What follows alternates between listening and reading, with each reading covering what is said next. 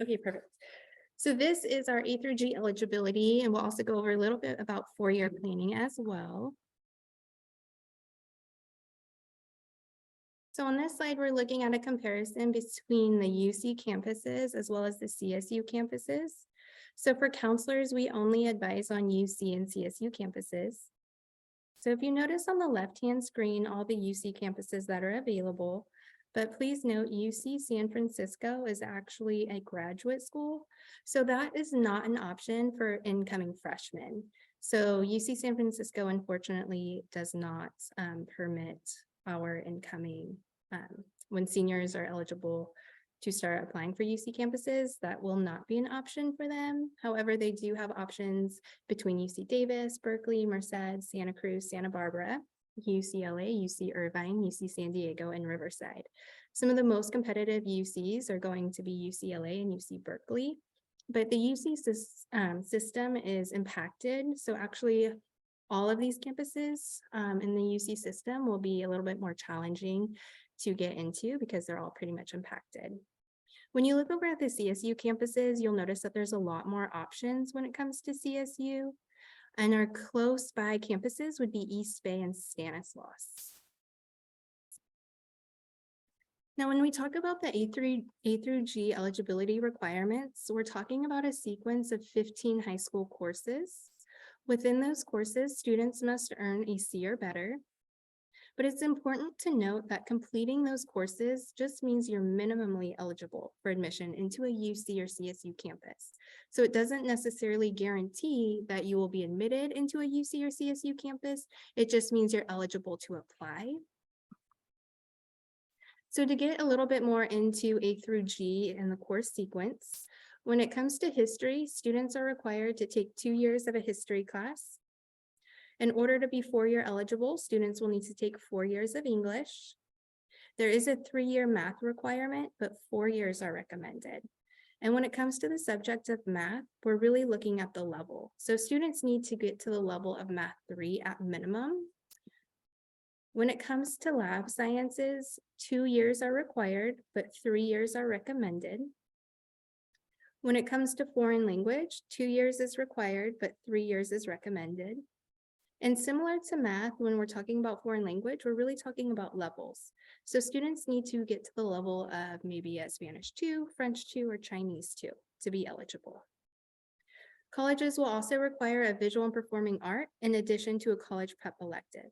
And within all of these classes, students must earn a C or better to maintain that eligibility. So this screen is slightly blurry, but essentially what it's showing you is the comparison between the Mountain House High School graduation requirements with those UC CSU A through G requirements. So when we look at the when we look at the subject area of history, you'll notice Mountain House High requires 3.5 years of history.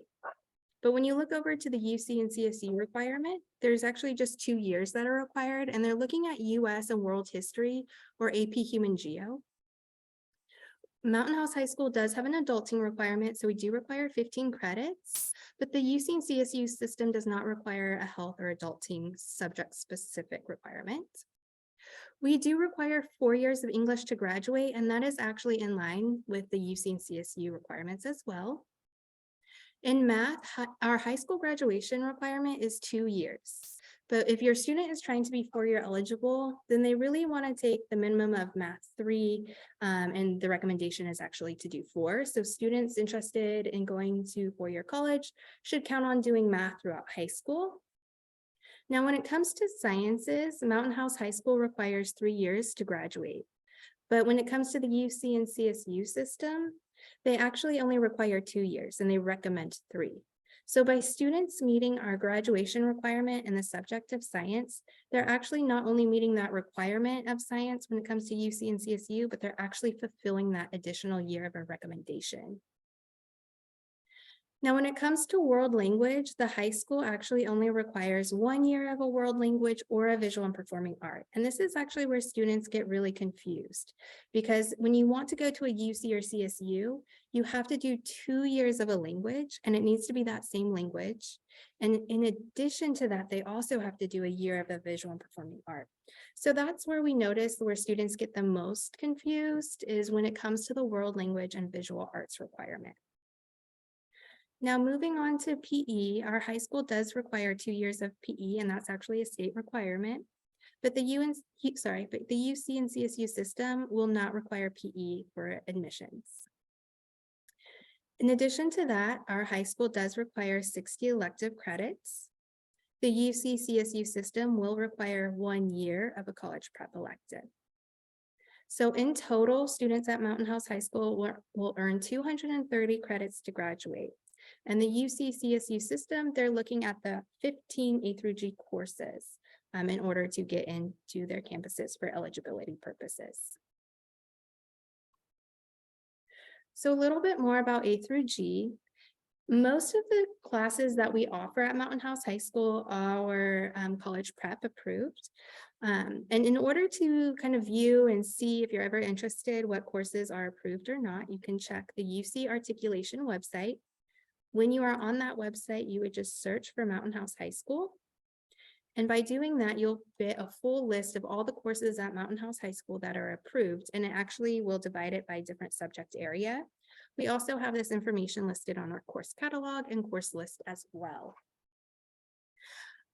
A little bit more information is if your student earns a D or F in an A through G course and they're trying to be 4-year eligible, they can actually fix that course through summer school and improve their grade, or they could retake the class the following year.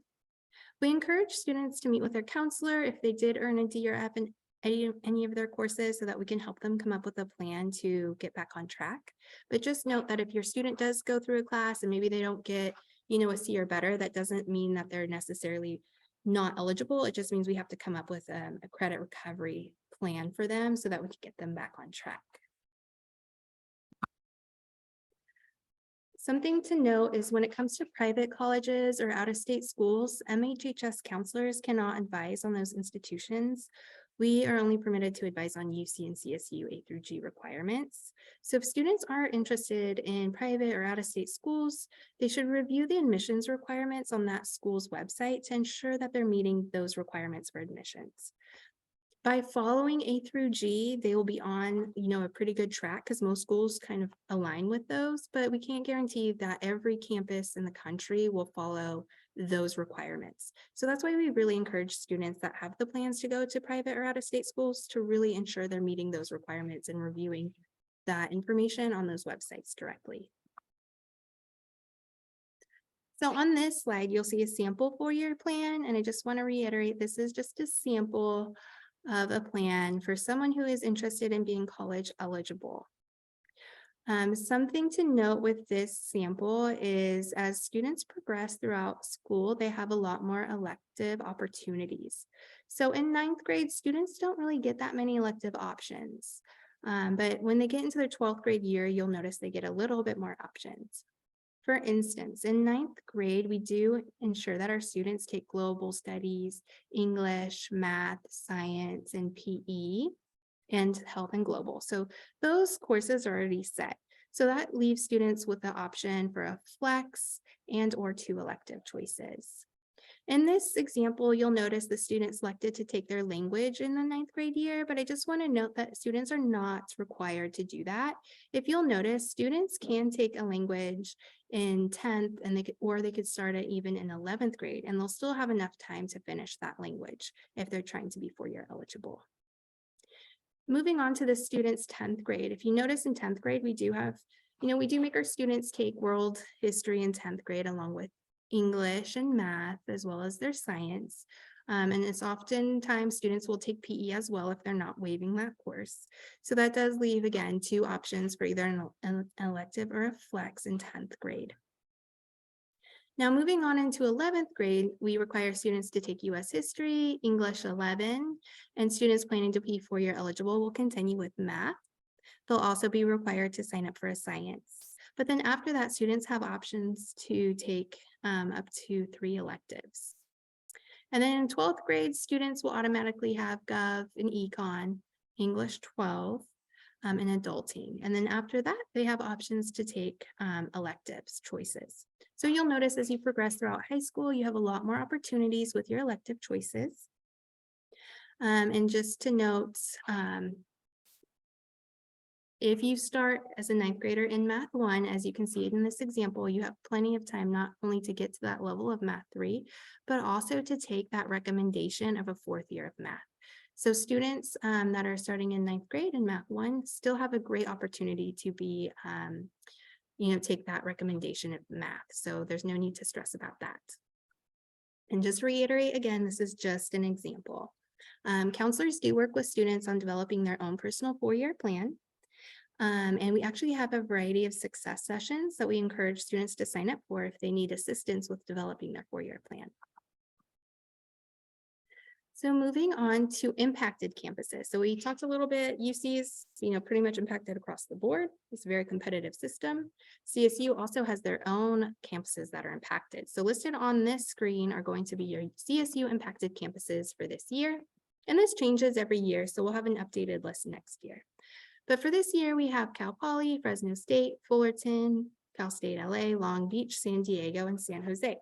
So those are impacted campuses. And an impacted campus means there are more students applying for that school than they have spots for. So that's where it gets to be a little bit more challenging to get in. Something else to keep in mind is that certain programs can be impacted. Some of the most impacted programs at the CSU system is nursing. That is always going to be, a very, very impacted program. It's very competitive to get into a nursing program. Some other impacted majors might include engineering and computer science, but it's important to note that impaction can vary from campus to campus. And if you're interested to see what programs are impacted at specific CSUs, I've included the link below in this slide. There's also something you could Google that says an impact, that's the CSU impacted matrix, that will give you a nice visual of impacted campuses along with different programs that are impacted at the various CSU campuses. So that's always a good thing to kind of review to give yourself an idea of what might be impacted, because like I said, impacted programs, impacted campuses means it's going to be a little bit harder to get in than those standard admissions requirements. So this presentation was a very, very general overview of A through G planning. But with that, is there any questions? Let me pop up and see if I could get out of this real quick. So I'll look at the chat to see if there's any questions. So if you want to type your question in the chat.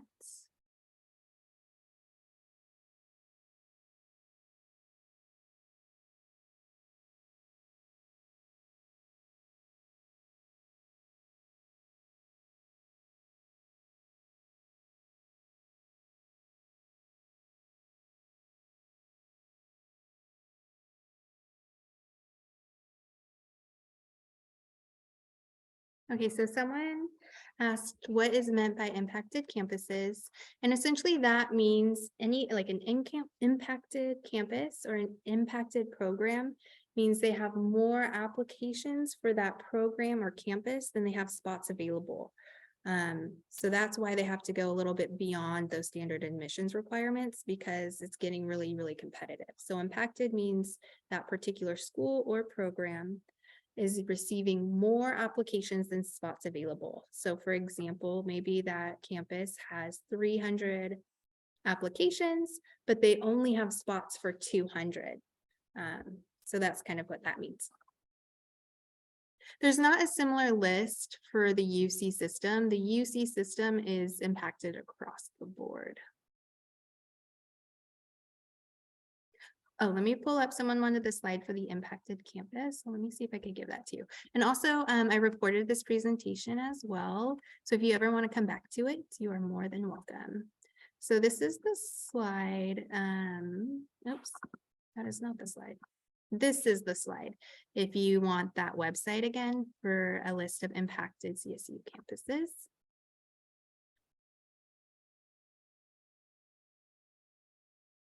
So when it comes to A through G, someone was asking, do we have a system to keep track of the student's progress? So how counselors generally keep track is through whenever you see like the summer school, if your student was ever like recommended for summer school, it's not required, but recommended. The reason for that is because if they're trying to be 4-year eligible, they need to go and take that class over summer to get back on track with their A through G progress. So if ever you're getting a summer school notification, that's kind of an indication that your student might not be on track for their plans after high school. Counselors review transcripts for all juniors, and we will provide them with a junior status letter. And on that letter, it indicates if your student is on track for 4-year eligibility or not. And then if at that time the student receives something that says they're only 2-year eligible, they'll meet with their counselor and we can develop a plan to get them on track. As long as, we can get them on track with that 1 year left. Someone was asking how important is it to take world language for 3 years if they're targeting UC? So this is kind of a tricky question to answer. What I always say is if you know you're going to be applying to competitive campuses, we always just encourage you to be safe. If you want to be safe, to follow the recommendations because the recommendations are actually set by the UC and CSU system. So that is kind of a good guide, is if they're saying, hey, this is recommended by the campuses. And if you know you're applying to that UCLA, well, that's very, very competitive, then you might want to take them up on that and do that recommendation. So that's my advice, but it doesn't necessarily either mean that your student or you are not eligible for a UC, a competitive UC, if you don't follow the recommendations. If you want to play it safe, would just recommend that you follow their recommendations.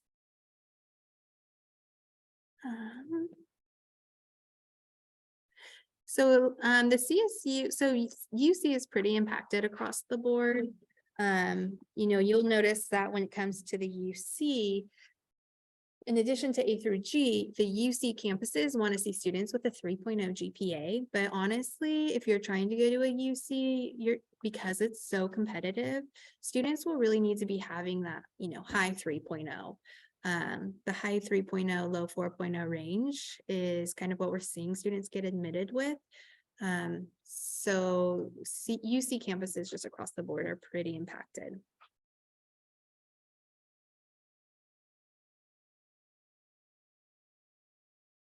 Whereas CSUs on the flip side, like I said, there's so much more CSUs compared to the UC system. And not every CSU is impacted. There's actually quite a few that are pretty open.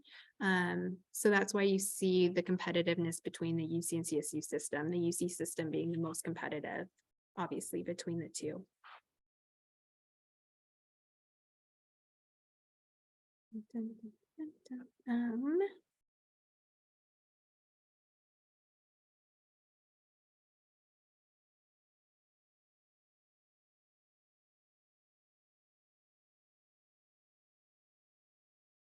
And just a reminder, the presentation is recorded. So anyone could come back to this at a later time if they would like to review it. Someone was asking if there is a way to see how many MHHS students got admitted to UCs and CSUs. So we do have a visual actually on the high school website, but I can't remember if it's super specific to UCs and CSUs, but you can see where students were admitted to. I don't think there's a specific number. We are working on more data, so that might be something that we do come out with, but there is a little visual if you go to the counseling website. I believe it's under the Naviance and college entrance information towards the end of that page. Essentially, though, our students have been admitted to pretty much every UC and CSU.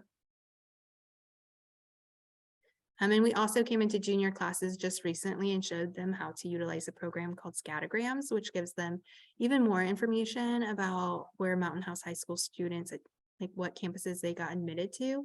And it also provides you their GPA as well. Someone was asking about community college courses in order to gain college credit. So for non-MHHS courses, we actually have information on the high school website. We only articulate mainly Englishes and history classes. But for more information about non-MHHS courses, we have that on the high school website. Oh, someone mentioned that some people are sharing your video. I have not been able to see that because I was looking at the presentation, but just be mindful that this presentation is recorded. And so if you're sharing your video, you might want to turn it off because this is a recorded presentation. So it might have recorded that. I'm not 100% sure, but just be mindful. You might want to turn off your video. And that just reminded me my video was not on. So hopefully that was not distracting.